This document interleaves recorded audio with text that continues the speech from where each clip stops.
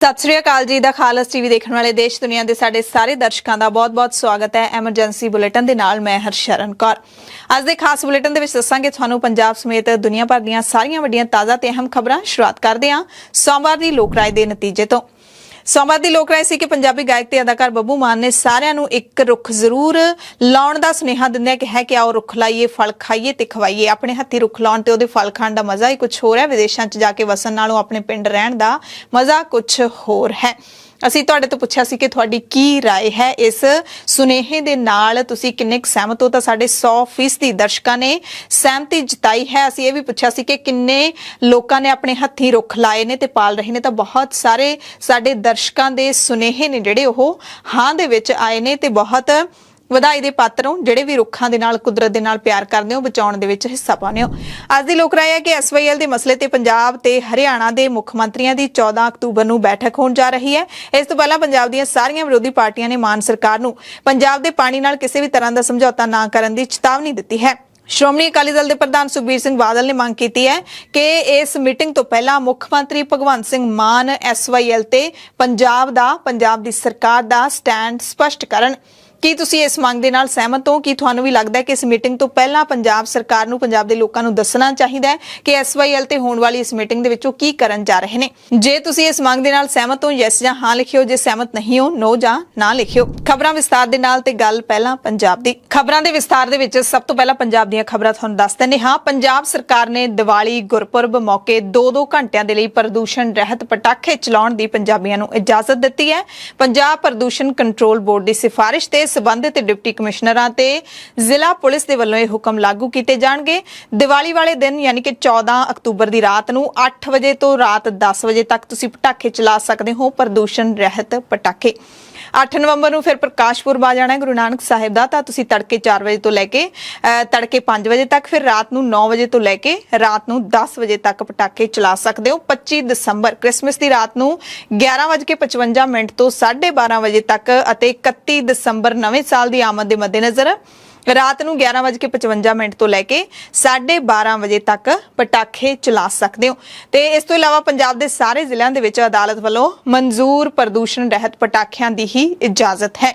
ਹਾਲਾਂਕਿ ਸਰਕਾਰ ਦੇ ਵੱਲੋਂ ਪਿਛਲੇ ਕਈ ਸਾਲਾਂ ਤੋਂ ਇਸ ਤਰ੍ਹਾਂ ਦੇ ਆਦੇਸ਼ ਜਾਰੀ ਕੀਤੇ ਜਾਂਦੇ ਨੇ, ਹੁਕਮ ਲਾਗੂ ਕੀਤੇ ਜਾਂਦੇ ਨੇ, ਪਰ ਕੀ ਇਹ ਹੁਕਮ 100% ਇਨ ਬਿਨ ਮੰਨੇ ਜਾਂਦੇ ਨੇ? ਇਹ ਜ਼ਰੂਰ ਸਵਾਲ ਉੱਠਦਾ ਹੈ। ਤੇ ਅਸੀਂ ਸਭ ਨੂੰ ਆਪਣੇ ਵੱਲੋਂ, ਖਾਲਸ ਟੀਵੀ ਦੇ ਵੱਲੋਂ ਨਿੱਜੀ ਤੌਰ ਤੇ ਇਹੀ ਅਪੀਲ ਕਰਾਂਗੇ ਕਿ ਕਿਰਪਾ ਕਰਕੇ ਪਟਾਕੇ ਚਾਹੇ ਕੋਈ ਵੀ ਹੋਣ ਨਾ ਚਲਾਇਓ। ਪਟਾਖਾ ਪ੍ਰਦੂਸ਼ਣ ਰਹਿਤ ਵੀ ਭਾਵੇਂ ਹੋਵੇ, ਪਰ ਜੇ ਉਸ ਦੇ ਨਾਲ ਕਿਸੇ ਬੱਚੇ ਨੂੰ ਨੁਕਸਾਨ ਹੋ ਜਾਏ, ਕਿਸੇ ਬਜ਼ੁਰਗ ਨੂੰ ਜਾਂ ਫਿਰ ਕਿਸੇ ਨੂੰ ਵੀ, ਤੁਹਾਨੂੰ ਵੀ ਪਟਾਕੇ ਚਲਾਉਂਦੇ ਨੁਕਸਾਨ ਹੋ ਜਾਵੇ, ਤਾਂ ਉਹ ਬਿਲਕੁਲ ਨਹੀਂ ਹੋਣਾ ਚਾਹੀਦਾ। ਸੋ ਪਟਾਕਿਆਂ ਤੋਂ ਬਿਨਾਂ ਵੀ ਦੀਵਾਲੀ ਤੇ ਬਾਕੀ ਸਾਰੇ ਤਿਉਹਾਰ ਮਨਾਏ ਜਾ ਸਕਦੇ ਨੇ। ਕੇਂਦਰ ਸਰਕਾਰ ਨੇ ਵੀ ਦੀਵਾਲੀ ਦਾ ਤੋਹਫਾ ਦਿੱਤਾ ਹੈ। ਰੇਲਵੇ ਕਰਮਚਾਰੀਆਂ ਦੇ ਲਈ ਬੋਨਸ ਦੀ ਅਨਾਉਂਸਮੈਂਟ ਕੀਤੀ ਹੈ। ਕੇਂਦਰੀ ਕੈਬਨਿਟ ਦੀ ਮੀਟਿੰਗ ਹੋਈ ਹੈ ਜਿਸ ਦੇ ਵਿੱਚ ਰੇਲਵੇ ਕਰਮਚਾਰੀਆਂ ਨੂੰ ਦੁਸ਼ਹਿਰਾ ਤੇ ਦੀਵਾਲੀ ਦਾ ਬੋਨਸ ਦੇਣ ਦਾ ਫੈਸਲਾ ਲਿਆ ਗਿਆ ਹੈ। ਕੇਂਦਰੀ ਮੰਤਰੀ ਅਨੁਰਾਗ ਠਾਕੁਰ ਨੇ ਕੈਬਨਿਟ ਦੇ ਫੈਸਲਿਆਂ ਬਾਰੇ ਜਾਣਕਾਰੀ ਦਿੰਦਿਆਂ ਦੱਸਿਆ रेलवे कर्मचारियों ਨੂੰ 78 ਦਿਨਾਂ ਦਾ ਬੋਨਸ ਦਿੱਤਾ ਜਾਊਗਾ। ਇਸ ਵਾਰੀ ਕੁੱਲ 1832 ਕਰੋੜ ਰੁਪਏ ਦਾ ਬੋਨਸ ਦਿੱਤਾ ਜਾ ਰਿਹਾ ਹੈ ਤੇ ਵੱਧ ਤੋਂ ਵੱਧ ਜਿਹੜੀ ਰਾਸ਼ੀ ਹੈ 17,951 ਰੁਪਏ ਹੋਵੇਗੀ। रेल विभाग के 11,27,000 कर्मचारियों को हर वर्ष दशहरे और पूजा के अवसर पर प्रोडक्टिविटी लिंक्ड बोनस दिया जाता है और इस बार 11,27,000 एम्प्लॉयज़ को 1,832 करोड़ रुपए का ये इंसेंटिव दिया जाएगा, बोनस दिया जाएगा, जो 78 दिन का बोनस होगा और 17,951 रुपए जो है ये मैक्सिमम की लिमिट रहेगी जो 78 दिन के लिए है। एलिजिबिलिटी जो है इसमें track maintainers, drivers, guard, station master, supervisor, technician, technical helper, controller, pointsman और ग्रुप सी के स्टाफ, ये सब लोग उसमें रहते हैं। केंद्र सरकार ने होर भी फैसले लए ने। LPG ਦੇ ਨੁਕਸਾਨ ਦੀ ਭਰਪਾਈ ਦੇ ਲਈ ਜਨਤਕ ਖੇਤਰ ਦੀਆਂ ਪੈਟਰੋਲੀਅਮ ਕੰਪਨੀਆਂ ਨੂੰ 22,000 ਕਰੋੜ ਰੁਪਏ ਦੀ ਵਨ ਟਾਈਮ ਗ੍ਰਾਂਟ ਸਰਕਾਰ ਦੇ ਵੱਲੋਂ ਦਿੱਤੀ ਜਾਵੇਗੀ। ਪ੍ਰਧਾਨ ਮੰਤਰੀ ਨਰਿੰਦਰ ਮੋਦੀ ਦੀ ਪ੍ਰਧਾਨਗੀ 'ਚ ਹੋਈ ਬੈਠਕ ਦੇ ਵਿੱਚ ਇਹ ਫੈਸਲਾ ਲਿਆ ਗਿਆ ਹੈ ਕਿ grant Indian oil corporation limited, Bharati petroleum corporation limited ਅਤੇ ਹਿੰਦੁਸਤਾਨ ਪੈਟਰੋਲੀਅਮ ਕਾਰਪੋਰੇਸ਼ਨ ਲਿਮਟਿਡ ਨੂੰ ਇਹ ਗ੍ਰਾਂਟ ਦਿੱਤੀ ਜਾਊਗੀ। ਜੂਨ 2020 ਤੋਂ ਜੂਨ 2022 ਦਰਮਿਆਨ ਇਹ ਗ੍ਰਾਂਟ ਲਾਗਤ ਤੋਂ ਘੱਟ ਕੀਮਤ ਤੇ ਰਸੋਈ ਗੈਸ ਵਜੋਂ ਵਰਤੀ ਜਾਣ ਵਾਲੀ LPG ਵੇਚਣ ਕਾਰਨ ਹੋਏ ਨੁਕਸਾਨ ਦੀ ਭਰਪਾਈ ਕਰਨ ਵਾਲੀਆਂ ਕੰਪਨੀਆਂ ਨੂੰ ਦਿੱਤੀ ਜਾ ਰਹੀ ਹੈ। ਕੇਂਦਰੀ ਮੰਤਰੀ ਅਨੁਰਾਗ ਠਾਕੁਰ ਨੇ ਕਿਹਾ ਕਿ ਦੁਨੀਆ ਦੇ ਕਈ ਮੁਲਕਾਂ ਦੇ ਵਿੱਚ LPG ਦੀਆਂ ਕੀਮਤਾਂ ਵਿੱਚ 300% ਦੀ ਵਾਧਾ ਹੋਇਆ, ਪਰ ਭਾਰਤ ਦੇ ਵਿੱਚ ਕੀਮਤਾਂ ਕਾਫੀ ਘਟੀਆਂ ਨੇ। ਜਨਤਕ ਖੇਤਰ ਦੀਆਂ ਪੈਟਰੋਲੀਅਮ ਕੰਪਨੀਆਂ ਨੇ ਨਾਗਰਿਕਾਂ ਤੇ ਕਹਿੰਦੇ ਬੋਝ ਪਾਇਆ ਹੈ। ਸਰਕਾਰ ਦਾ ਇਸ ਦੇ ਵਿੱਚ ਕੋਈ ਦੋਸ਼ ਨਹੀਂ ਹੈ ਤੇ ਹੁਣ ਇਹਨਾਂ ਕੰਪਨੀਆਂ ਨੂੰ ਗ੍ਰਾਂਟ ਦਿੱਤੀ ਜਾਊਗੀ। ਪਰ ਸਵਾਲ ਇਹ ਉੱਠਦਾ ਹੈ ਕਿ ਕੀ ਇਹ ਗ੍ਰਾਂਟ ਦਿੱਤੇ ਜਾਣ ਤੋਂ ਬਾਅਦ सिलेंडर ਦੀਆਂ ਕੀਮਤਾਂ ਦੇ ਵਿੱਚ ਜਿਹੜਾ ਵਾਧਾ ਹੁੰਦਾ ਹੈ ਉਹ ਰੁਕ ਜਾਊਗਾ?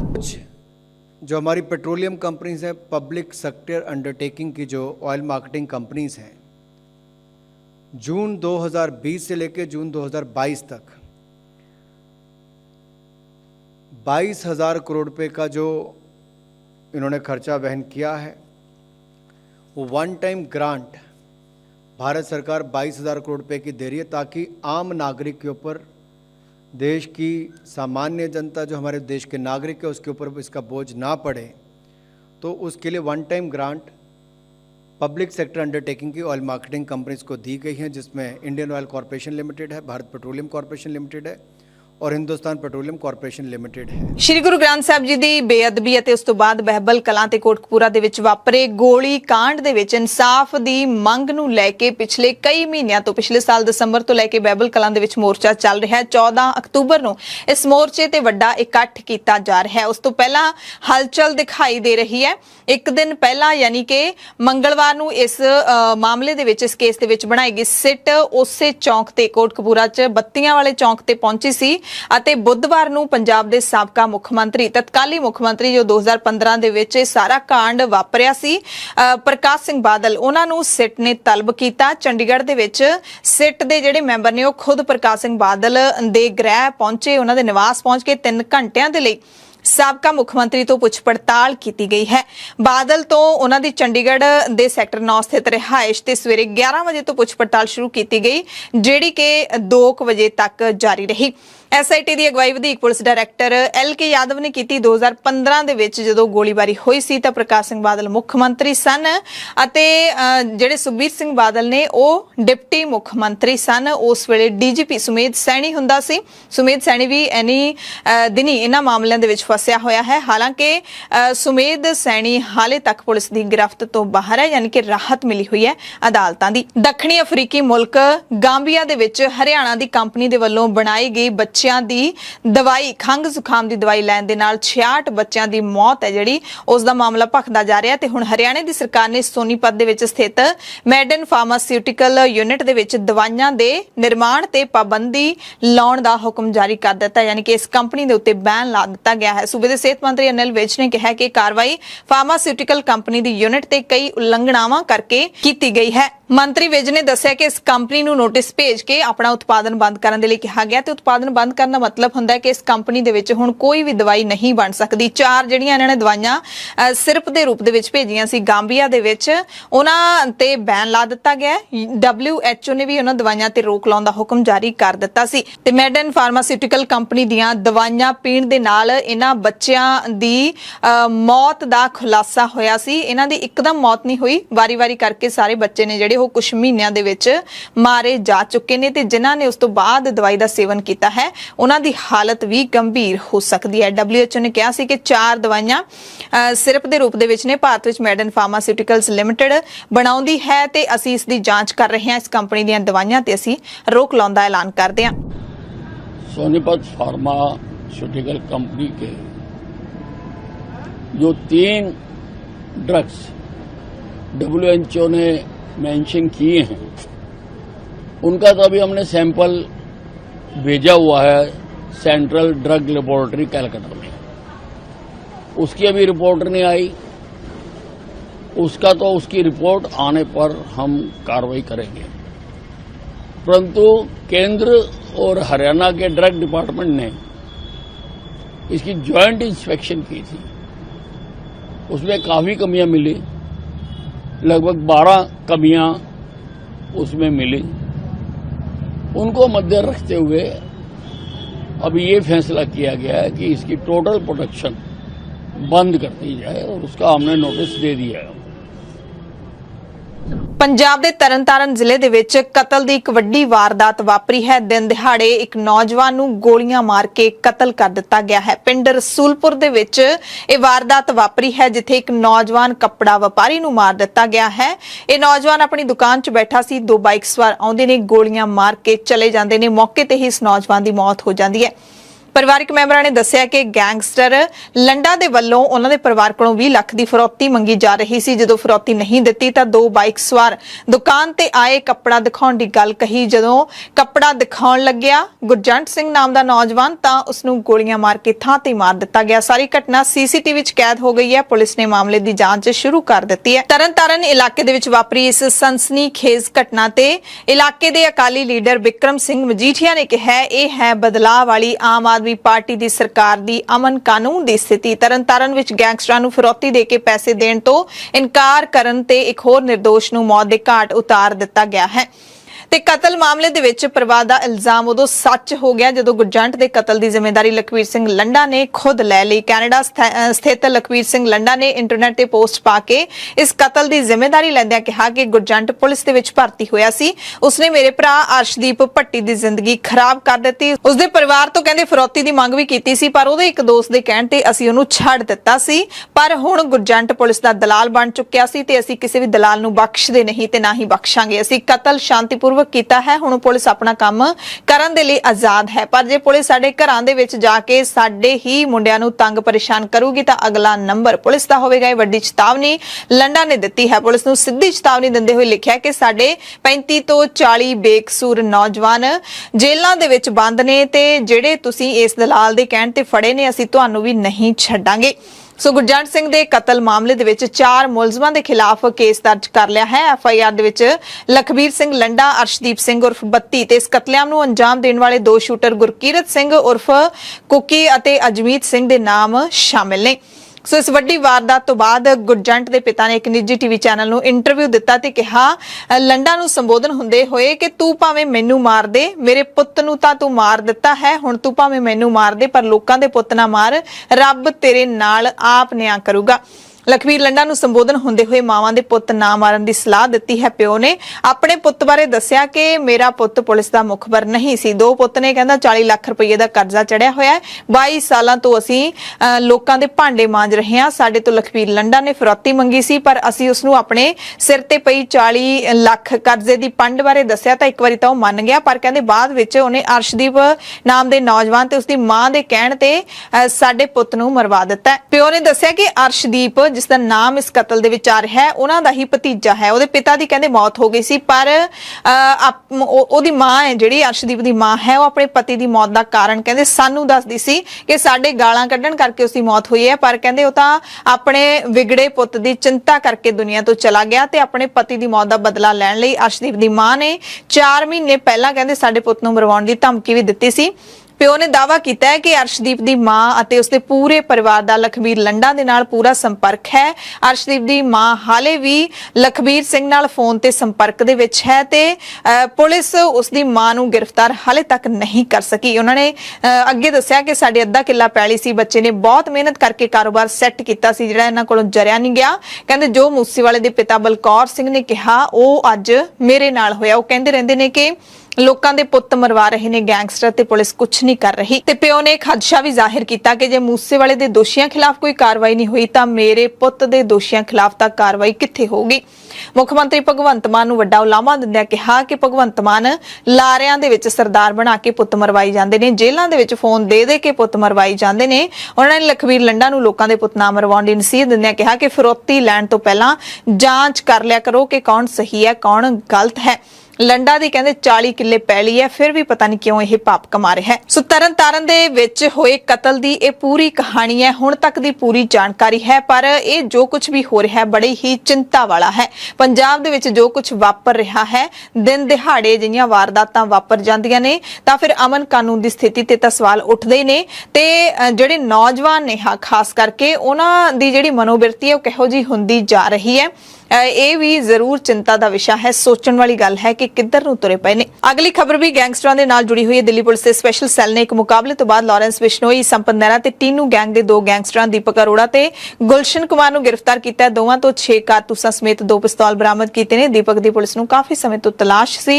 6 ਮਾਮਲਿਆਂ ਦੇ ਵਿੱਚ ਲੋੜੀਂਦਾ ਸੀ। ਇਹਨਾਂ ਉੱਤੇ ਪੁਲਿਸ ਤੇ ਗੋਲੀਬਾਰੀ ਕਰਨ, ਬਹਾਦਰਗੜ੍ਹ 'ਚ ਮੋਟਰਸਾਈਕਲ ਖੋਹਣ ਅਤੇ ਦਿੱਲੀ ਦੇ ਵਿੱਚ 29 ਲੱਖ ਰੁਪਏ ਦੀ ਹਥਿਆਰਬੰਦ ਲੁੱਟ ਦੇ ਮਾਮਲੇ ਵਿੱਚ ਸ਼ਾਮਿਲ ਹੋਣ ਦੇ ਇਲਜ਼ਾਮ ਨੇ ਫੜੇ ਗਏ ਦੋਵੇਂ ਗੈਂਗਸਟਰ ਦਿੱਲੀ ਤੇ ਹਰਿਆਣਾ ਦੇ ਵਿੱਚ ਦਰਜਨ ਤੋਂ ਵੱਧ ਅਪਰਾਧਿਕ ਮਾਮਲਿਆਂ ਦੇ ਵਿੱਚ ਸ਼ਾਮਿਲ ਨੇ। ਸਿੱਧੂ ਮੂਸੇਵਾਲਾ ਕਤਲकांड ਦਾ ਮਾਸਟਰਮਾਈਂਡ ਗੈਂਗਸਟਰ ਲਾਰੈਂਸ ਬਿਸ਼ਨੋਈ, ਉਸ ਦਾ ਵੀ ਇੱਕ ਕੇਸ ਦੇ ਵਿੱਚ 14 ਦਿਨਾਂ ਦਾ ਰਿਮਾਂਡ ਖਤਮ ਹੋ ਗਿਆ, ਜਿਸ ਤੋਂ ਬਾਅਦ ਉਹਦੀ ਲੁਧਿਆਣਾ ਕੋਰਟ ਦੇ ਵਿੱਚ ਪੇਸ਼ੀ ਹੋਈ ਤੇ ਇਹਦਾ ਅੱਗੇ ਹੋਰ ਰਿਮਾਂਡ ਲੈਣ ਦੇ ਲਈ 2 ਜ਼ਿਲ੍ਹਿਆਂ ਦੀ ਪੁਲਿਸ ਪਹੁੰਚੀ ਹੋਈ ਸੀ। ਜਲੰਧਰ ਤੇ ਮੋਗਾ ਪੁਲਿਸ ਦੋਵੇਂ ਲਾਰੈਂਸ ਬਿਸ਼ਨੋਈ ਦਾ ਵੱਖ-ਵੱਖ ਕੇਸਾਂ ਦੇ ਵਿੱਚ ਰਿਮਾਂਡ ਚਾਹੁੰਦੀਆਂ ਸੀ।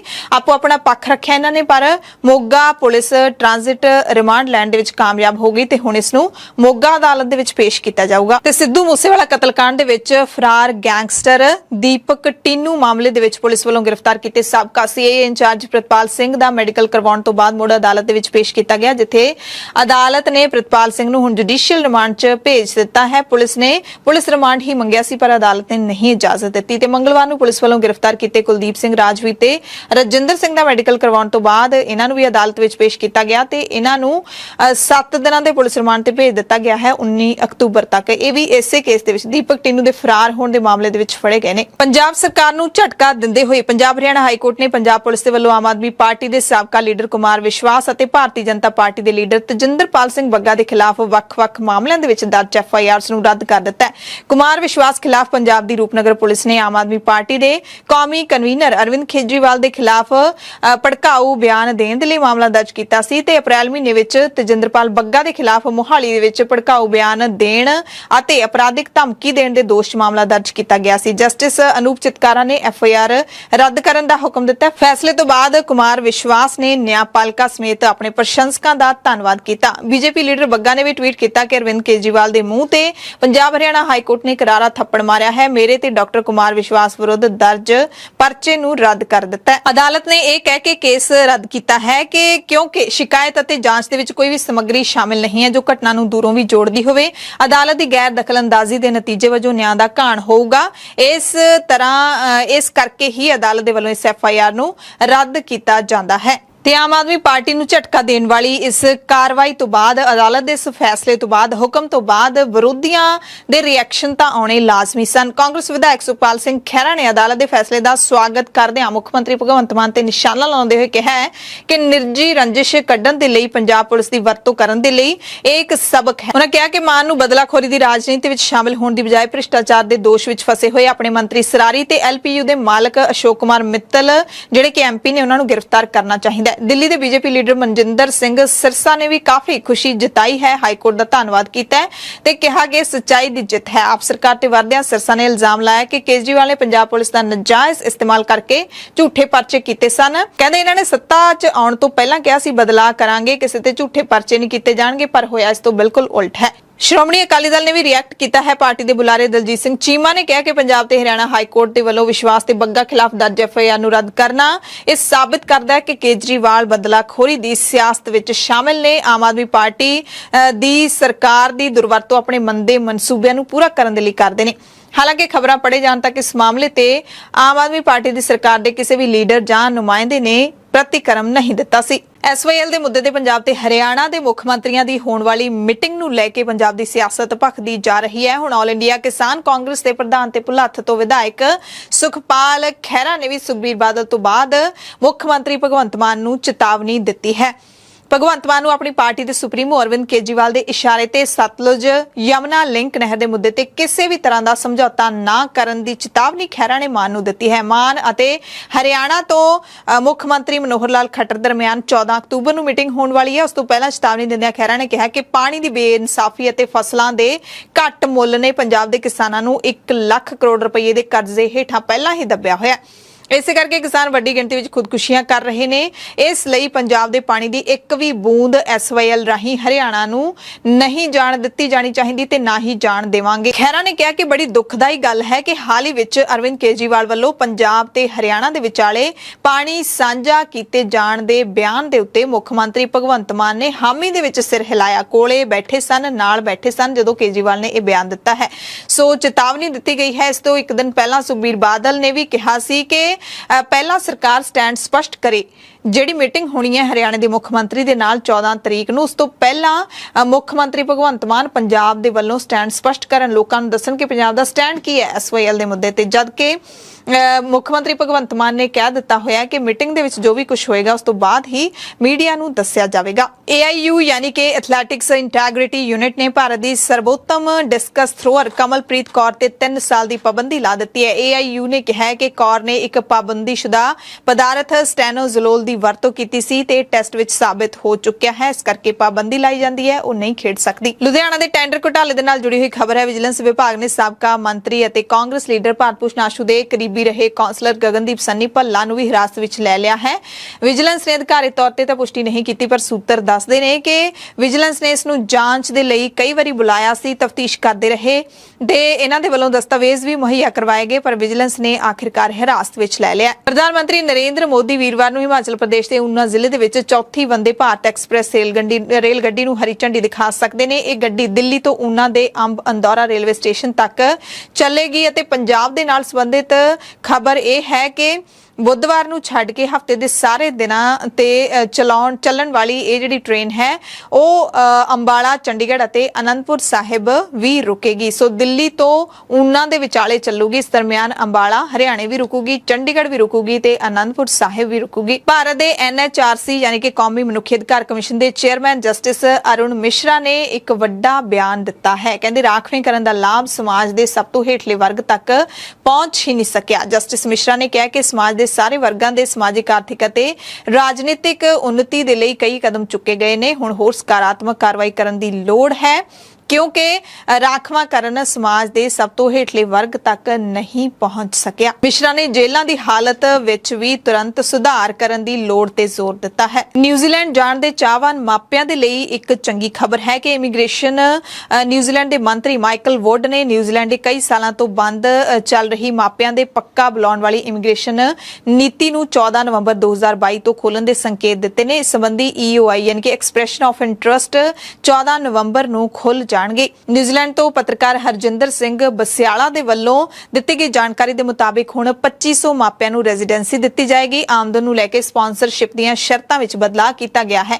ਹੁਣ ਸਪਾਂਸਰਸ਼ਿਪ ਦੇ ਵਿੱਚ ਇੱਕ ਅਡਲਟ ਬੱਚੇ ਦੀ ਥਾਂ 2 ਬੱਚੇ ਉਸਦੀ ਪਾਰਟਨਰ ਦੇ ਨਾਲ ਆ ਸਕਣਗੇ। ਸਪਾਂਸਰਸ਼ਿਪ ਦੇ ਲਈ ਪਹਿਲਾਂ ਕਿਸੇ ਨੂੰ ਬੁਲਾਉਣ ਦੇ ਲਈ ਉਹਦੀ ਆਮਦਨ ਔਸਤਨ ਨਿਊਜ਼ੀਲੈਂਡ ਆਮਦਨ ਤੋਂ ਦੁੱਗਣੀ ਹੋਣੀ ਚਾਹੀਦੀ ਸੀ, ਪਰ ਹੁਣ ਇਸ ਨੂੰ ਘਟਾ ਕੇ 1.5 ਗੁਣਾ ਕਰ ਦਿੱਤਾ ਗਿਆ। ਇਹ ਸ਼ਰਤ ਪਹਿਲਾਂ EOI ਦੇ ਚੁੱਕੇ ਲੋਕਾਂ ਤੇ ਵੀ ਲਾਗੂ ਹੋ ਜਾਏਗੀ। ਸੋ ਮਾਪਿਆਂ ਦੇ ਇੱਥੇ ਰਹਿੰਦੇ ਪੱਕੇ ਤੇ ਨਾਗਰਿਕ ਬੱਚੇ ਕੱਲੇ-ਕੱਲੇ ਜਾਂ ਫਿਰ ਇਕੱਠੇ ਵੀ ਸਪਾਂਸਰ ਕਰ ਸਕਦੇ ਨੇ, ਜਾਂ ਫਿਰ ਉਹਨਾਂ ਦੇ ਜੀਵਨ ਸਾਥੀ ਜਾਂ ਭੈਣ ਭਰਾ ਵੀ ਮਾਪਿਆਂ ਨੂੰ ਸਪਾਂਸਰ ਕਰ ਸਕਦੇ ਨੇ। ਸਪਾਂਸਰ ਕਰਨ ਵਾਲਾ ਤੁਹਾਡਾ ਧੀ ਪੁੱਤ ਜੇ ਇੱਥੇ 3 ਸਾਲ ਤੋਂ ਪੱਕਾ ਰਹਿੰਦਾ ਹੈ ਨਿਊਜ਼ੀਲੈਂਡ ਦੇ ਵਿੱਚ ਤਾਂ ਵੀ ਉਹ ਸਪਾਂਸਰ ਕਰ ਸਕਦਾ ਹੈ। ਜੇਕਰ ਤੁਹਾਡੇ ਪੁੱਤਰ ਨੂੰ ਦੇ ਵੱਲੋਂ ਸਪਾਂਸਰ ਕੀਤਾ ਜਾਣਾ ਤਾਂ ਉਹਨਾਂ ਨੂੰ ਇੱਥੇ 12 ਮਹੀਨੇ ਇਕੱਠੇ ਰਹਿੰਦਿਆਂ ਨੂੰ ਹੋਣੇ ਚਾਹੀਦੇ ਨੇ, ਫਿਰ ਉਹ ਦੋਨੇ ਇਕੱਠੇ ਤੁਹਾਨੂੰ ਸਪਾਂਸਰ ਕਰ ਸਕਦੇ ਨੇ। ਵੱਡੇ ਹਾਦਸਿਆਂ ਦੇ ਨਾਲ ਜੁੜੀਆਂ ਖਬਰਾਂ ਤੁਹਾਨੂੰ ਦੱਸ ਦਿੰਦੇ ਹਾਂ। ਸਭ ਤੋਂ ਪਹਿਲਾਂ ਹਰਿਆਣਾ ਦੇ ਰੋਹਤਕ ਤੋਂ ਖਬਰ ਹੈ, ਜਿੱਥੇ ਵੱਡਾ ਹਾਦਸਾ ਵਾਪਰਿਆ। ਇੱਕ ਘਰ ਦੇ ਵਿੱਚ ਗੈਸ ਸਿਲੰਡਰ ਫਟਣ ਕਾਰਨ 2 ਬੱਚਿਆਂ ਸਮੇਤ 7 ਲੋਕ ਝੁਲਸ ਗਏ ਨੇ। ਪਰਿਵਾਰ ਸਵੇਰੇ ਚਾਹ ਬਣਾ ਰਿਹਾ ਸੀ ਤਾਂ ਇਹ ਹਾਦਸਾ ਵਾਪਰਿਆ। ਉੱਤਰ ਪ੍ਰਦੇਸ਼ ਦੇ UP ਤੋਂ ਖਬਰ ਹੈ, ਜਿੱਥੇ ਭਾਰੀ ਮੀਂਹ ਕਾਰਨ 1.5 ਦਰਜਨ ਜ਼ਿਲ੍ਹਿਆਂ ਦੇ 1370 ਪਿੰਡਾਂ ਵਿੱਚ ਹੜ੍ਹ ਵਾਲੇ ਹਾਲਾਤ ਬਣ ਗਏ ਨੇ। ਪਿਛਲੇ 24 ਘੰਟਿਆਂ ਦੌਰਾਨ ਮੀਂਹ ਤੇ ਹੜ੍ਹਾਂ ਨਾਲ ਸੰਬੰਧਿਤ ਹਾਦਸਿਆਂ ਦੇ ਵਿੱਚ 6 ਜਣਿਆਂ ਦੀ ਮੌਤ ਹੋ ਗਈ। ਇਸ ਵਕਤ ਸੂਬੇ ਦੇ 18 ਜ਼ਿਲ੍ਹਿਆਂ ਦੇ 1370 ਪਿੰਡ ਹੜ੍ਹਾਂ ਦੀ ਮਾਰ ਹੇਠ ਨੇ। ਬਲਰਾਮਪੁਰ ਦੇ ਸਭ ਤੋਂ ਵੱਧ 287 ਪਿੰਡ ਸ਼ਾਮਲ ਨੇ। ਸਿਧਾਰਥ ਨਗਰ ਦੇ 129, ਗੋਰਖਪੁਰ ਦੇ 120 ਤੇ ਇਸੇ ਤਰ੍ਹਾਂ ਹੋਰਾਂ ਜ਼ਿਲ੍ਹਿਆਂ ਦੇ ਵਿੱਚ ਵੀ ਕਈ ਪਿੰਡ ਜਿਹੜੇ ਨੇ ਪ੍ਰਭਾਵਿਤ ਹੋਏ ਪਏ ਨੇ। ਸੂਬੇ ਦੇ ਵਿੱਚ 3 ਵਿਅਕਤੀਆਂ ਦੀ ਮੌਤ ਹੋਈ ਹੈ। ਇੱਕ ਦੀ ਬਿਜਲੀ ਡਿੱਗਣ ਕਾਰਨ ਹੋਈ ਹੈ, ਸੱਪ ਦੇ ਡੰਗਣ ਕਾਰਨ ਹੋਈ ਹੈ ਤੇ ਡੁੱਬਣ ਕਾਰਨ ਮੌਤ ਹੋਈ ਹੈ। ਮੁੱਖ ਮੰਤਰੀ ਯੋਗੀ ਆਦਿੱਤਿਆਨਾਥ ਨੇ ਇਹਨਾਂ ਮੌਤਾਂ ਤੇ ਡੂੰਘੇ ਦੁੱਖ ਦਾ ਪ੍ਰਗਟਾਵਾ ਕੀਤਾ ਤੇ ਤੁਰੰਤ ਲੋਕਾਂ ਨੂੰ ਰਾਹਤ ਵੰਡਣ ਦੇ ਨਿਰਦੇਸ਼ ਵੀ ਦਿੱਤੇ ਨੇ। ਇੱਥੇ ਖਤਰੇ ਦੇ ਨਿਸ਼ਾਨ ਬੰਦ ਤੋਂ ਉੱਤੇ ਕਈ ਨਦੀਆਂ ਵਹਿ ਰਹੀਆਂ ਨੇ। ਮੁੱਖ ਮੰਤਰੀ ਨੇ ਹੜ੍ਹ ਪ੍ਰਭਾਵਿਤ ਇਲਾਕਿਆਂ ਵਿੱਚ ਰਾਹਤ ਤੇ ਬਚਾਅ ਕਾਰਜਾਂ ਦੇ ਲਈ ਲੋੜ ਮੁਤਾਬਿਕ NDRF, SDRF ਤੇ PAC ਦੀਆਂ ਟੀਮਾਂ ਤਾਇਨਾਤ ਕਰਨ ਦੇ ਨਿਰਦੇਸ਼ ਵੀ ਦੇ ਦਿੱਤੇ ਨੇ। ਗੋਆ ਤੋਂ ਖਬਰ ਹੈ, ਜਿੱਥੇ ਪਣਜੀ ਵਿੱਚ MiG-29 ਕੇ ਲੜਾਕੂ ਜਹਾਜ਼ ਗੋਆ ਤੱਟ ਤੇ ਨਿਯਮਿਤ ਉਡਾਣ ਦੌਰਾਨ ਸਮੁੰਦਰ ਦੇ ਵਿੱਚ ਹਾਦਸਾਗ੍ਰਸਤ ਹੋ ਗਿਆ। ਹਾਲਾਂਕਿ ਪਾਇਲਟ ਸਹੀ ਸਲਾਮਤ ਹੈ। ਇਹ ਵੱਡੀ ਰਾਹਤ ਦੀ ਗੱਲ ਹੈ। ਪਾਇਲਟ ਨੂੰ ਸੁਰੱਖਿਅਤ ਬਾਹਰ ਕੱਢ ਲਿਆ ਗਿਆ ਹੈ। ਕੇਰਲਾ ਤੋਂ ਖਬਰ ਹੈ, ਬਹੁਤ ਹੀ ਘਿਨਾਉਣੀ ਵਾਰਦਾਤ ਨੂੰ ਇੱਥੇ ਅੰਜਾਮ ਦਿੱਤਾ ਗਿਆ ਹੈ। ਕਥਿਤ ਤੌਰ ਤੇ ਮਨੁੱਖੀ ਬਲੀ ਦੇ ਇਰਾਦੇ ਦੇ ਨਾਲ ਇੱਥੇ 2 ਔਰਤਾਂ ਨੂੰ ਮਾਰ ਦਿੱਤਾ ਗਿਆ ਸੀ। ਉਹਨਾਂ ਦੇ ਕਤਲ ਕੇਸ ਦੇ 3 ਮੁਲਜ਼ਮਾਂ ਨੂੰ ਅਦਾਲਤ ਵਿੱਚ ਪੇਸ਼ ਕੀਤਾ ਗਿਆ।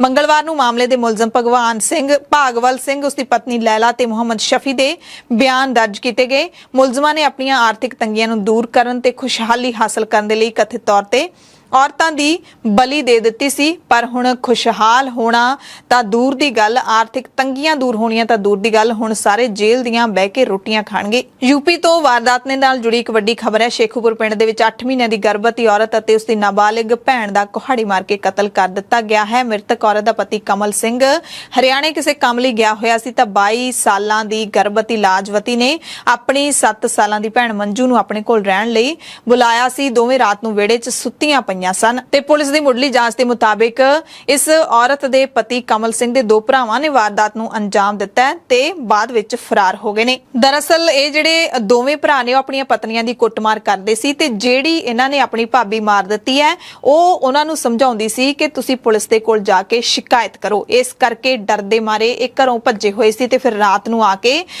ਜਿਹੜੀ ਆਪਣੀ ਭਾਬੀ ਸੀ ਤੇ ਉਹਦੀ ਭੈਣ ਸੀ ਉਹਨਾਂ ਨੂੰ ਹੀ ਮਾਰ ਮੁਕਾ ਦਿੱਤਾ ਕਿ ਅਸੀਂ ਆਪਣੀਆਂ ਘਰਵਾਲੀਆਂ ਨੂੰ ਕੁੱਟਦੇ ਹਾਂ ਤੇ ਇਹ ਉਹਨਾਂ ਨੂੰ ਸ਼ਿਕਾਇਤ ਦਰਜ ਕਰਵਾਉਣ ਲਈ ਉਕਸਾਉਂਦੀ ਹੈ। ਇਸ ਕਰਕੇ ਇਹਦਾ ਹੀ ਫਾਹਾ ਵੜ ਦਿੰਦੇ ਹਾਂ। ਇਸ ਤਰ੍ਹਾਂ ਦੀ ਜਿਹੜੀ ਮਾਨਸਿਕਤਾ ਹੈ ਸਮਾਜ ਦੇ ਵਿੱਚ ਉਹ ਬਹੁਤ ਹੀ ਖਤਰਨਾਕ ਹੈ ਕਿ ਲੋਕਾਂ ਦੀਆਂ ਜਾਨਾਂ ਵੀ ਲੈ ਲੈਂਦੀ ਹੈ। ਇਹ ਵੀ ਪਤਾ ਲੱਗਿਆ ਕਿ ਇਸ ਵੱਡੀ ਵਾਰਦਾਤ ਦੇ ਮਾਮਲੇ ਦੇ ਵਿੱਚ ਕਿਸੇ ਤਰ੍ਹਾਂ ਦੀ ਵੀ ਸ਼ਿਕਾਇਤ ਪੁਲਿਸ ਕੋਲ ਨਹੀਂ ਪਹੁੰਚੀ ਹੈ ਕਿਉਂਕਿ ਇੱਕ ਪਰਿਵਾਰਿਕ ਮਾਮਲਾ ਹੈ। ਦੋਵੇਂ ਭਰਾਵਾਂ ਨੇ, ਇੱਕ ਭਰਾ ਦੇ ਦੋਵੇਂ ਭਰਾਵਾਂ ਨੇ ਉਹਦੀ ਘਰਵਾਲੀ ਤੇ ਸਾਲੀ ਦਾ ਕਤਲ ਕੀਤਾ ਹੈ। ਇਸ ਕਰਕੇ ਸ਼ਾਇਦ ਮਾਮਲਾ ਵਿੱਚ ਹੀ ਦੱਬ ਲਿਆ ਜਾਵੇ। ਮਜਬੂਰੀਆਂ ਇਨਸਾਨ ਨੂੰ ਨਿਆਂ ਲੈਣ ਤੋਂ ਵੀ ਇਨਕਾਰੀ ਕਰਵਾ ਦਿੰਦੀਆਂ ਨੇ। ਇਹਦੇ ਵਿੱਚ ਕੋਈ ਸ਼ੱਕ ਨਹੀਂ, ਬਹੁਤ ਸਾਰੇ ਕੇਸਾਂ 'ਚ ਹੀ ਹੁੰਦਾ ਹੈ। ਬੁਲੇਟਿਨ ਦੇ ਵਿੱਚ ਵੱਡੀਆਂ ਤੇ ਅਹਿਮ ਖਬਰਾਂ ਪੂਰੇ ਭਾਰਤ ਤੇ ਪੂਰੀ ਦੁਨੀਆ ਤੋਂ ਜੁੜੀਆਂ ਹੋਈਆਂ ਤੁਹਾਨੂੰ ਦੱਸ ਦਿੰਦੇ ਹਾਂ। ਜੰਮੂ ਕਸ਼ਮੀਰ ਦੇ ਟੋਟੇ ਕਰਨ ਤੋਂ ਬਾਅਦ ਜੰਮੂ ਤੋਂ ਇੱਕ ਹੋਰ ਵੱਡੀ ਖਬਰ ਸਾਹਮਣੇ ਆਈ ਹੈ। ਇੱਥੇ 1 ਸਾਲ ਤੋਂ ਵੱਧ ਸਮੇਂ ਤੋਂ ਰਹਿ ਰਹੇ ਲੋਕ ਹੁਣ ਉੱਥੋਂ ਦੇ ਵੋਟਰ ਬਣ ਸਕਦੇ ਨੇ। ਜੰਮੂ ਪ੍ਰਸ਼ਾਸਨ ਨੇ ਤਹਿਸੀਲਦਾਰਾਂ ਤੇ ਮਾਲ ਅਧਿਕਾਰੀਆਂ ਨੂੰ ਜੰਮੂ ਦੇ ਵਿੱਚ 1 ਸਾਲ ਤੋਂ ਵੱਧ ਸਮੇਂ ਤੋਂ ਰਹਿ ਰਹੇ ਲੋਕਾਂ ਨੂੰ ਰਿਹਾਇਸ਼ੀ ਸਰਟੀਫਿਕੇਟ ਜਾਰੀ ਕਰਨ ਦਾ ਅਧਿਕਾਰ ਦੇਣ ਦੇ ਹੁਕਮ ਜਾਰੀ ਕਰ ਦਿੱਤੇ ਨੇ।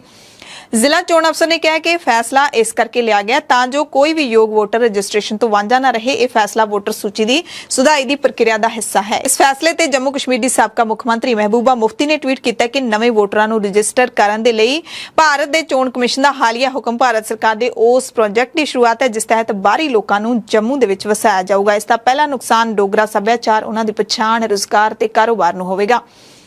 ਨੈਸ਼ਨਲ ਕਾਨਫਰੰਸ ਪਾਰਟੀ ਨੇ ਵੀ ਇਸ ਤੇ ਤਿੱਖੀ ਪ੍ਰਤੀਕਿਰਿਆ ਦਿੰਦਾ ਕਿਹਾ ਕਿ ਸਰਕਾਰ ਆਪਣੀ ਯੋਜਨਾ ਦੇ ਤਹਿਤ ਜੰਮੂ ਕਸ਼ਮੀਰ ਦੇ ਵਿੱਚ 25 ਲੱਖ ਗੈਰ ਸਥਾਨਕ ਵੋਟਰਾਂ ਨੂੰ ਸੈਟਲ ਕਰ ਰਹੀ ਹੈ। ਅਸੀਂ ਇਸ ਦਾ ਵਿਰੋਧ ਕਰਦੇ ਰਹਾਂਗੇ। ਬੀਜੇਪੀ ਚੋਣਾਂ ਤੋਂ ਡਰਦੀ ਹੈ ਤੇ ਜਾਣਦੀ ਹੈ ਕਿ ਬੁਰੀ ਤਰ੍ਹਾਂ ਨਾਲ ਹਾਰ ਜਾਵੇਗੀ। ਜੰਮੂ ਕਸ਼ਮੀਰ ਦੇ ਲੋਕ ਬੈਲਟ ਬਾਕਸ ਦੀ ਇਸ ਸਾਜ਼ਿਸ਼ ਨੂੰ ਹਰਾਉਣਗੇ। ਅਗਸਤ 2019 ਤੋਂ ਜੰਮੂ ਕਸ਼ਮੀਰ ਚੋਂ ਧਾਰਾ 370 ਹਟਾਏ ਜਾਣ ਤੋਂ ਬਾਅਦ ਪਹਿਲੀ ਵਾਰੀ ਇੱਥੇ ਵੋਟਰ ਸੂਚੀ ਦੀ ਸੋਧ ਕੀਤੀ ਜਾ ਰਹੀ ਹੈ। ਇਲਾਹਾਬਾਦ ਹਾਈ ਕੋਰਟ ਨੇ ਇੱਕ ਮਾਮਲੇ ਦੇ ਵਿੱਚ ਅਹਿਮ ਫੈਸਲਾ ਸੁਣਾਉਂਦੇ ਹੋਏ ਕਿਹਾ ਕਿ ਕੋਈ ਮੁਸਲਿਮ ਵਿਅਕਤੀ ਜੇ ਆਪਣੀ ਪਹਿਲੀ ਪਤਨੀ ਤੇ ਬੱਚਿਆਂ ਦਾ ਠੀਕ ਤਰ੍ਹਾਂ ਨਾਲ ਖਿਆਲ ਨਹੀਂ ਰੱਖ ਪਾਉਂਦਾ ਤਾਂ ਉਹ ਦੂਸਰਾ ਵਿਆਹ ਨਹੀਂ ਕਰ ਸਕਦਾ।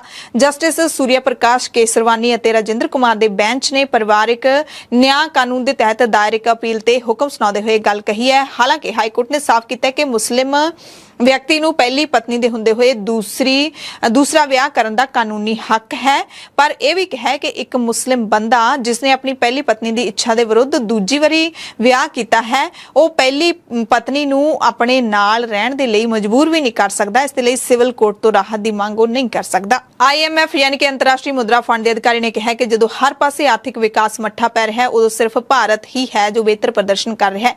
IMF ਏਸ਼ੀਆ ਤੇ ਪ੍ਰਸ਼ਾਂਤ ਵਿਭਾਗ ਦੇ ਨਿਰਦੇਸ਼ਕ ਕ੍ਰਿਸ਼ਨਾ श्रीनिवासन ने कहा है कि इस वक्त कौमांतरी पੱਧਰ ਤੇ ਨਜ਼ਰ ਮਾਰੋ ਤਾਂ ਅਸੀਂ ਦੇਖਾਂਗੇ ਕਿ ਮਹਿੰਗਾਈ ਕਾਰਨ ਵਿਸ਼ਵ ਦੇ ਕਈ ਹਿੱਸਿਆਂ ਵਿੱਚ ਵਿਕਾਸ ਹੌਲੀ ਹੋ ਰਿਹਾ ਹੈ, ਪਰ ਇਸ ਦੇ ਉਲਟ ਭਾਰਤ ਚੰਗਾ ਪ੍ਰਦਰਸ਼ਨ ਕਰ ਰਿਹਾ ਹੈ। ਦਿੱਲੀ ਦੇ ਸਰਕਾਰੀ ਸਕੂਲ ਇੰਡੀਆ ਸਕੂਲ ਰੈਂਕਿੰਗ ਦੇ ਵਿੱਚ ਸਿਖਰ ਤੇ ਆਏ ਨੇ। ਦਿੱਲੀ ਦੇ ਮੁੱਖ ਮੰਤਰੀ ਅਰਵਿੰਦ ਕੇਜਰੀਵਾਲ ਨੇ ਸਭ ਨੂੰ ਵਧਾਈ ਦਿੰਦਿਆਂ ਟਵੀਟ ਕੀਤਾ ਕਿ ਮੈਨੂੰ ਆਪਣੀ ਸਿੱਖਿਆ ਟੀਮ ਤੇ ਮਾਣ ਹੈ। ਦਿੱਲੀ ਦੇ ਸਰਕਾਰੀ ਸਕੂਲ ਇੱਕ ਵਾਰੀ ਫਿਰ ਭਾਰਤ ਦੇ ਸਰਵੋਤਮ ਸੂਬਾ ਸਰਕਾਰਾਂ ਦੇ ਸਕੂਲਾਂ ਦੀ ਐਜੂਕੇਸ਼ਨ ਵਰਲਡ ਸਕੂਲ ਰੈਂਕਿੰਗ ਦੀ ਸੂਚੀ ਵਿੱਚ ਸਿਖਰ ਤੇ ਨੇ। EWD ਦੇ ਵੱਲੋਂ ਜਾਰੀ ਕੀਤੀ ਰੈਂਕਿੰਗ ਦੇ ਵਿੱਚ ਦਿੱਲੀ ਸਰਕਾਰ ਵੱਲੋਂ ਚਲਾਏ ਜਾ ਰਹੇ ਸਰਕਾਰੀ ਪ੍ਰਤਿਭਾ ਵਿਕਾਸ ਵਿਦਿਆਲਿਆ ਸੈਕਟਰ 10 ਦਵਾਰਕਾ ਨੇ ਪਹਿਲਾ ਸਥਾਨ ਅਤੇ ਸਰਕਾਰੀ ਪ੍ਰਤਿਭਾ ਵਿਕਾਸ ਵਿਦਿਆਲਿਆ ਯਮੁਨਾ ਵਿਹਾਰ ਨੇ ਦੂਜਾ ਥਾਂ ਹਾਸਲ ਕੀਤਾ ਹੈ। ICC यानी कि इंटरनेशनल क्रिकेट परिषद ने क्रिकेटर मेयर छायाकार ते 14 साल ਦੀ ਪਾਬੰਦੀ ਲਾ ਦਿੱਤੀ ਹੈ। ਉਸ ਨੂੰ ICC ਦੇ ਭ੍ਰਿਸ਼ਟਾਚਾਰ ਵਿਰੋਧੀ ਟ੍ਰਿਬਿਊਨਲ ਨੇ ICC ਅਤੇ ਕੈਨੇਡਾ ਕ੍ਰਿਕਟ ਦੇ 7 ਨਿਯਮਾਂ ਦੀ ਉਲੰਘਣਾ ਕਰਨ ਦਾ ਦੋਸ਼ੀ ਪਾਇਆ ਗਿਆ, ਜਿਸ ਤੋਂ ਬਾਅਦ ਉਸ ਤੇ 14 ਸਾਲਾਂ ਦੇ ਲਈ ਸਾਰੇ ਕ੍ਰਿਕਟ ਫਾਰਮੈਟਸ ਦੇ ਵਿੱਚ ਖੇਡਣ ਤੇ ਪਾਬੰਦੀ ਲਾ ਦਿੱਤੀ ਗਈ ਹੈ। ਸੰਯੁਕਤ ਅਰਬ ਅਮੀਰਾਤ ਦੇ ਖਿਡਾਰੀ ਛਾਇਆਕਾਰ ਨੇ ਅਪ੍ਰੈਲ 2019 ਦੇ ਵਿੱਚ ਜ਼ਿੰਬਾਬਵੇ ਬਨਾਮ UAE ਸੀਰੀਜ਼ ਅਤੇ 2019 ਦੇ ਵਿੱਚ ਕੈਨੇਡਾ ਦੇ ਵਿੱਚ G20 ਮੈਚ ਦੇ ਵਿੱਚ ਨਿਯਮਾਂ ਦੀ ਉਲੰਘਣਾ ਕੀਤੀ ਸੀ। ਦਿੱਲੀ ਮਹਿਲਾ ਕਮਿਸ਼ਨ ਦੀ ਮੁਖੀ ਸਵਾਤੀ ਮਾਲੀਵਾਲ ਨੇ ਕਿਹਾ ਹੈ ਕਿ ਉਸ ਦੇ ਵੱਲੋਂ ਫਿਲਮ ਨਿਰਮਾਤਾ ਸਾਜਿਦ ਖਾਨ ਨੂੰ ਬਿਗ ਬਾਸ ਚੋਂ ਬਾਹਰ ਕਰਨ ਦੇ ਲਈ ਕੇਂਦਰੀ ਸੂਚਨਾ ਤੇ ਪ੍ਰਸਾਰਣ ਮੰਤਰੀ ਅਨੁਰਾਗ ਠਾਕੁਰ ਨੂੰ ਚਿੱਠੀ ਲਿਖਣ ਤੋਂ ਬਾਅਦ ਸੋਸ਼ਲ ਮੀਡੀਆ ਤੇ ਬਲਾਤਕਾਰ ਦੀਆਂ ਧਮਕੀਆਂ ਉਸ ਨੂੰ ਮਿਲ ਰਹੀਆਂ ਨੇ। ਉਹਨਾਂ ਨੇ ਦਿੱਲੀ ਪੁਲਿਸ ਨੂੰ ਕਿਹਾ ਹੈ ਕਿ ਉਹ ਅਜਿਹੀਆਂ ਧਮਕੀਆਂ ਦੇਣ ਵਾਲਿਆਂ ਨੂੰ ਗ੍ਰਿਫਤਾਰ ਕਰੇ। ਅਮਰੀਕਾ ਦੇ ਰਾਸ਼ਟਰਪਤੀ ਜੋ ਬਾਈਡਨ ਵੀ ਭਾਰਤੀਆਂ ਦੇ ਅਹਿਮ ਤਿਉਹਾਰ ਦੀਵਾਲੀ ਦੇ ਵਿੱਚ ਸ਼ਾਮਿਲ ਹੋਣਗੇ। ਜੋ ਬਾਈਡਨ 24 ਅਕਤੂਬਰ ਨੂੰ ਵਾਈਟ ਹਾਊਸ ਦੇ ਵਿੱਚ ਦੀਵਾਲੀ ਮਨਾਉਣਗੇ, ਜਦਕਿ ਸਾਬਕਾ ਰਾਸ਼ਟਰਪਤੀ ਡੋਨਾਲਡ ਟਰੰਪ ਵੀ 21 ਅਕਤੂਬਰ ਨੂੰ ਫਲੋਰੀਡਾ ਦੇ ਵਿੱਚ ਆਪਣੇ ਮਾਰੇ ਲਾਗੋ ਰਿਜ਼ੋਰਟ ਦੇ ਵਿੱਚ ਦੀਵਾਲੀ ਮਨਾਉਣ ਦੀ ਯੋਜਨਾ ਬਣਾ ਰਹੇ ਨੇ। ਬਾਈਡਨ ਨੇ ਭਾਰਤੀ ਅਮਰੀਕੀ ਭਾਈਚਾਰੇ ਦੇ ਉੱਗੇ ਮੈਂਬਰਾਂ ਤੇ ਆਪਣੇ ਪ੍ਰਸ਼ਾਸਨ ਦੇ ਮੈਂਬਰਾਂ ਦੇ ਨਾਲ ਦੀਵਾਲੀ ਮਨਾਉਣ ਦਾ ਪਲਾਨ ਬਣਾਇਆ ਹੈ। ਫਰਸਟ ਲੇਡੀ ਜਿਲ ਬਾਈਡਨ ਵੀ 24 ਅਕਤੂਬਰ ਨੂੰ ਵਾਈਟ ਹਾਊਸ ਵਿੱਚ ਹੋਣ ਵਾਲੇ ਜਸ਼ਨਾਂ 'ਚ ਸ਼ਾਮਿਲ ਹੋਵੇਗੀ। ਹਾਲੇ ਪੂਰੇ ਵੇਰਵੇ ਨਹੀਂ ਜਾਰੀ ਕੀਤੇ ਗਏ। ਬੈਂਕਾਕ ਤੋਂ ਖਬਰ ਹੈ ਮਿਆਂਮਾਰ ਤੋਂ, ਜਿੱਥੇ ਫੌਜੀ ਸ਼ਾਸਤ ਮਿਆਂਮਾਰ ਦੀ ਅਦਾਲਤ ਨੇ ਸੱਤਾ ਤੋਂ ਬੇਦਖਲ ਕੀਤੀ 77 ਸਾਲਾਂ ਦੀ ਲੀਡਰ ਆਂਗ ਸਾਨ ਸੂਕੀ ਨੂੰ ਭ੍ਰਿਸ਼ਟਾਚਾਰ ਦੇ 2 ਹੋਰ ਮਾਮਲਿਆਂ ਦੇ ਵਿੱਚ ਦੋਸ਼ੀ ਕਰਾਰ ਦੇ ਦਿੱਤਾ। ਇਹਨਾਂ ਦੋਵਾਂ ਮਾਮਲਿਆਂ ਦੇ ਵਿੱਚ ਆਂਗ ਸਾਨ ਸੂਕੀ ਨੂੰ ਕ੍ਰਮਵਾਰ 2 ਤੇ 3 ਸਾਲ ਦੀ ਸਜ਼ਾ ਸੁਣਾਈ ਗਈ ਹੈ ਤੇ ਹੁਣ ਆਂਗ ਸਾਨ ਸੂਕੀ ਨੂੰ ਸਾਰੇ ਮਾਮਲਿਆਂ ਦੇ ਵਿੱਚ ਕੁੱਲ 26 ਸਾਲ ਦੀ ਸਜ਼ਾ ਭੁਗਤਣੀ ਪਵੇਗੀ। ਅਮਰੀਕਾ ਦੀ ਖਜ਼ਾਨਾ ਮੰਤਰੀ ਅਗਲੇ ਮਹੀਨੇ ਭਾਰਤ ਦੇ ਦੌਰੇ ਤੇ ਆਵੇਗੀ। ਖਜ਼ਾਨਾ ਮੰਤਰੀ ਜੈਨੇਟ ਯੇਲਨ ਨੇ ਐਲਾਨ ਕੀਤਾ ਹੈ ਕਿ ਉਹ ਅਮਰੀਕਾ ਭਾਰਤ ਆਰਥਿਕ ਅਤੇ ਵਿੱਤੀ ਭਾਈਵਾਲੀ ਮੀਟਿੰਗ ਦੇ 9ਵੇਂ ਐਡੀਸ਼ਨ ਦੇ ਵਿੱਚ ਸ਼ਾਮਿਲ ਹੋਣ ਦੇ ਲਈ ਅਗਲੇ ਮਹੀਨੇ ਭਾਰਤ ਦੀ ਯਾਤਰਾ ਕਰੇਗੀ। ਸੰਯੁਕਤ ਰਾਸ਼ਟਰ ਨੇ ਪੂਰੀ ਦੁਨੀਆ ਦੇ ਕਰਜ਼ੇ ਦੇ ਵਿੱਚ ਡੁੱਬੇ ਹੋਏ ਮੁਲਕਾਂ ਦੀ ਮਦਦ ਕਰਨ ਦਾ ਸੱਦਾ ਦਿੱਤਾ ਹੈ। ਸੰਯੁਕਤ ਰਾਸ਼ਟਰ ਦੇ ਵਿਕਾਸ ਪ੍ਰੋਗਰਾਮ UNDP ਨੇ ਅਮੀਰ ਮੁਲਕਾਂ ਤੇ ਵਿੱਤੀ ਸੰਸਥਾਵਾਂ ਨੂੰ ਸੱਦਾ ਦਿੱਤਾ ਹੈ ਕਿ ਉਹ ਵੱਧ ਰਹੇ ਕਰਜ਼ੇ ਦੇ ਸੰਕਟ ਦਾ ਸਾਹਮਣਾ ਕਰ ਰਹੇ ਗਰੀਬ ਮੁਲਕਾਂ ਦੀ ਵੱਧ ਤੋਂ ਵੱਧ ਮਦਦ ਕਰਨ, ਉਹਨਾਂ ਦੇ ਕਰਜ਼ੇ ਮਾਫ ਕਰਨ। ਵਿਸ਼ਵ ਬੈਂਕ, IMF ਯਾਨੀ ਕਿ ਕੌਮਾਂਤਰੀ ਮੁਦਰਾ ਕੋਸ਼ ਅਤੇ 20 ਮੁਲਕਾਂ ਦੇ ਗਰੁੱਪ ਦੀ ਮੀਟਿੰਗ ਦੇ ਮੱਦੇਨਜ਼ਰ UNDP ਨੇ ਰਿਪੋਰਟ ਜਾਰੀ ਕੀਤੀ ਹੈ। ਮੀਟਿੰਗ ਦੌਰਾਨ ਵਿਕਾਸਸ਼ੀਲ ਮੁਲਕਾਂ ਤੇ ਵੱਧ ਰਹੇ ਕਰਜ਼ੇ ਦੇ ਸੰਕਟ ਤੇ ਵਿਚਾਰ ਕੀਤੇ ਜਾਣ ਦੀ ਉਮੀਦ ਹੈ, ਕਿਉਂਕਿ ਇਸ ਸਾਲ ਵਿਆਜ ਦਰਾਂ ਦੇ ਵਿੱਚ ਵਾਧਾ ਹੋਇਆ, ਉਧਾਰ ਲੈਣ ਦੀ ਲਾਗਤ ਵਧ ਰਹੀ ਹੈ। ਪਾਕਿਸਤਾਨ ਦੇ ਸਾਬਕਾ ਪ੍ਰਧਾਨ ਮੰਤਰੀ ਇਮਰਾਨ ਖਾਨ ਤੇ ਪਾਕਿਸਤਾਨ ਤਹਿਰੀਕ ਇਨਸਾਫ ਪਾਰਟੀ ਦੇ ਹੋਰਨਾਂ ਲੀਡਰਾਂ ਦੇ ਖਿਲਾਫ FIA ਯਾਨੀ ਕਿ ਫੈਡਰਲ ਜਾਂਚ ਏਜੰਸੀ ਨੇ ਕੇਸ ਦਰਜ ਕੀਤਾ ਹੈ। ਉਹਨਾਂ ਤੇ ਪਾਬੰਦੀ ਦੇ ਬਾਵਜੂਦ ਵਿਦੇਸ਼ਾਂ ਤੋਂ ਫੰਡ ਹਾਸਲ ਕਰਨ ਦਾ ਦੋਸ਼ ਹੈ। ਇਹ ਕੇਸ ਜਾਂਚ ਏਜੰਸੀ ਦੇ ਕਾਰਪੋਰੇਟ ਬੈਂਕਿੰਗ ਸਰਕਲ ਦੇ ਵੱਲੋਂ ਦਰਜ ਕਰਵਾਇਆ ਗਿਆ ਹੈ। FIR ਦੇ ਮੁਤਾਬਿਕ ਸ਼ੱਕੀ ਬੈਂਕ ਖਾਤਿਆਂ ਦੇ ਰਾਹੀਂ ਲਾਭ ਲਿਆ ਗਿਆ ਹੈ, ਇਹ ਦੋਸ਼ ਲਾਇਆ ਗਿਆ। ਅਗਲੀ ਖਬਰ ਵੀ ਪਾਕਿਸਤਾਨ ਤੋਂ ਹੈ, ਜਿੱਥੇ ਖੈਬਰ ਪਖਤੂਨਖਵਾ ਦੇ ਕਈ ਇਲਾਕਿਆਂ ਦੇ ਵਿੱਚ ਪਾਕਿਸਤਾਨ ਦੇ ਹਜ਼ਾਰਾਂ ਲੋਕਾਂ ਨੇ ਪ੍ਰਦਰਸ਼ਨ ਕੀਤਾ ਹੈ। ਵਿਰੋਧ ਪ੍ਰਦਰਸ਼ਨ ਕਰੀਬ 40 ਘੰਟਿਆਂ ਬਾਅਦ ਸਮਾਪਤ ਹੋਇਆ। ਸਵਾਦ ਦੇ ਵਿੱਚ ਇੱਕ ਵੈਨ ਡਰਾਈਵਰ ਦਾ ਗੋਲੀਆਂ ਮਾਰ ਕੇ ਕਤਲ ਕਰ ਦਿੱਤਾ ਗਿਆ ਸੀ। ਉਸ ਨੂੰ ਲੈ ਕੇ ਰੋਸ ਮੁਜ਼ਾਹਰੇ ਕੀਤੇ ਜਾ ਰਹੇ ਨੇ, ਪਰ ਪ੍ਰਸ਼ਾਸਨ ਤੇ ਪ੍ਰਦਰਸ਼ਨਕਾਰੀਆਂ ਦੇ ਵਿਚਾਲੇ ਸਮਝੌਤਾ ਹੋਣ ਤੋਂ ਬਾਅਦ ਮ੍ਰਿਤਕ ਦੇਹ ਦਾ ਅੰਤਿਮ ਸੰਸਕਾਰ ਕਰ ਦਿੱਤਾ ਗਿਆ ਤੇ ਪ੍ਰਦਰਸ਼ਨ ਵਾਪਸ ਲੈ ਲਿਆ ਗਿਆ। ਦਰਅਸਲ ਸੋਮਵਾਰ ਸਵੇਰੇ ਸਵਾਦ ਦੇ ਚਾਰਬਾਗ ਤਹਿਸੀਲ ਖੇਤਰ ਦੇ ਵਿੱਚ ਇੱਕ ਸਕੂਲੀ ਵੈਨ ਤੇ ਹਮਲਾ ਕੀਤਾ ਗਿਆ, ਜਿਸ ਦੇ ਵਿੱਚ ਵੈਨ ਡਰਾਈਵਰ ਦੀ ਮੌਤ ਹੋ ਗਈ, 2 ਬੱਚੇ ਜ਼ਖਮੀ ਹੋ ਗਏ। ਲੋਕਾਂ ਦਾ ਗੁੱਸਾ ਇੰਨਾ ਕੁ ਭੜਕ ਗਿਆ ਕਿ ਉਹ ਸੜਕਾਂ ਤੇ ਆ ਗਏ। ਲਗਾਤਾਰ 3 ਦਿਨਾਂ ਤੋਂ ਸੜਕਾਂ ਤੇ ਸਨ। 3 ਦਿਨਾਂ ਬਾਅਦ ਜਾ ਕੇ ਉੱਥੇ ਮਾਹੌਲ ਹੈ ਜਿਹੜਾ ਥੋੜਾ ਸ਼ਾਂਤ ਹੋਇਆ ਹੈ। ਆਸਟ੍ਰੇਲੀਆ ਦੇ ਵਿੱਚ ਪੜ੍ਹਾਈ ਕਰਨ ਜਾਣ ਵਾਲੇ ਵਿਦਿਆਰਥੀਆਂ ਦੇ ਨਾਲ ਭਾਰਤੀ ਵਿਦਿਆਰਥੀਆਂ ਦੇ ਨਾਲ ਜੁੜੀ ਅਹਿਮ ਖਬਰ ਹੈ। ਵਿਦੇਸ਼ ਮੰਤਰੀ S ਜੈ ਸ਼ੰਕਰ ਨੇ ਜਾਣਕਾਰੀ ਦਿੱਤੀ ਹੈ ਕਿ ਉਹਨਾਂ ਨੇ ਵੀਜ਼ਾ ਬੈਕਲੌਗ ਦਾ ਮੁੱਦਾ ਆਸਟ੍ਰੇਲੀਆ ਦੇ ਅਧਿਕਾਰੀਆਂ ਦੇ ਕੋਲ ਚੁੱਕਿਆ ਹੈ, ਖਾਸ ਤੌਰ ਤੇ ਉਹਨਾਂ ਵਿਦਿਆਰਥੀਆਂ ਦੇ ਬਾਰੇ ਜਿਹੜੇ ਕੋਵਿਡ ਮਹਾਮਾਰੀ ਤੋਂ ਬਾਅਦ ਮੁਲਕ ਦੇ ਵਿਦਿਅਕ ਅਦਾਰਿਆਂ ਵਿੱਚ ਪਰਤਣ ਦੇ ਇੱਛੁਕ ਨੇ ਪਰ ਹਾਲੇ ਤੱਕ ਜਾ ਨਹੀਂ ਪਾ ਰਹੇ। ਉਹਨਾਂ ਕਿਹਾ ਕਿ ਆਸਟ੍ਰੇਲੀਆ ਨੇ ਭਰੋਸਾ ਦਿੱਤਾ ਕਿ ਇਸ ਸਾਲ ਦੇ ਅੰਤ ਤੱਕ ਇਸ ਸਮੱਸਿਆ ਦਾ ਹੱਲ ਹੋ ਜਾਏਗਾ। ਸੋ ਅਕਤੂਬਰ ਮਹੀਨਾ ਚੱਲ ਰਿਹਾ ਹੈ ਤੇ ਇਸ ਸਾਲ ਦੇ 2 ਮਹੀਨੇ ਹੀ ਬਾਕੀ ਰਹਿ ਗਏ ਨੇ। ਸਾਲ ਦੇ ਅਖੀਰ ਤੱਕ ਜਿਹੜੇ ਵਿਦਿਆਰਥੀ ਭਾਰਤ ਦੇ ਆਸਟ੍ਰੇਲੀਆ ਦੇ ਵਿੱਚ ਐਡਮਿਸ਼ਨ ਲੈ ਚੁੱਕੇ ਨੇ ਵਿਦਿਅਕ ਅਦਾਰਿਆਂ ਦੇ ਵਿੱਚ, ਪਰ ਉਹ ਹਜੇ ਤੱਕ ਨਹੀਂ ਜਾ ਪਾਏ। ਉਹਨਾਂ ਨੇ ਬਥੇਰੇ ਵਿਰੋਧ ਪ੍ਰਦਰਸ਼ਨ ਵੀ ਕੀਤੇ, ਸਾਡੇ ਨਾਲ ਸੰਪਰਕ ਵੀ ਕਈ ਵਾਰੀ ਕੀਤਾ, ਅਸੀਂ ਵੀ ਕਈ ਵਾਰੀ ਸਰਕਾਰ ਤੱਕ ਆਵਾਜ਼ ਪਹੁੰਚਾਉਣ ਦੀ ਕੋਸ਼ਿਸ਼ ਕੀਤੀ ਤੇ ਹੁਣ ਆਖਿਰਕਾਰ ਭਾਰਤ ਸਰਕਾਰ ਦੀ ਮੰਗ ਦੇ ਉੱਤੇ ਆਸਟ੍ਰੇਲੀਆ ਦੀ ਸਰਕਾਰ ਨੇ ਭਰੋਸਾ ਦਿੱਤਾ ਹੈ ਕਿ ਇਸ ਸਾਲ ਦੇ ਅਖੀਰ ਤੱਕ ਇਸ ਸਮੱਸਿਆ ਦਾ ਹੱਲ ਹੋ ਜਾਏਗਾ ਤੇ ਵਿਦਿਆਰਥੀ ਆਸਟ੍ਰੇਲੀਆ ਜਾ ਕੇ ਆਪਣੇ ਵਿਦਿਅਕ ਅਦਾਰਿਆਂ ਦੇ ਵਿੱਚ ਪੜ੍ਹਾਈਆਂ ਕਰ ਸਕਣਗੇ। ਐਮਰਜੈਂਸੀ ਬੁਲੇਟਿਨ ਦੇ ਵਿੱਚ ਤੁਹਾਡੇ ਸਭ ਤੋਂ ਇਜਾਜ਼ਤ ਚਾਹੁੰਦੇ ਹਾਂ। ਸਵੇਰ ਦੀਆਂ ਖਬਰਾਂ 'ਚ ਫਿਰ ਮਿਲਾਂਗੇ। ਧੰਨਵਾਦ।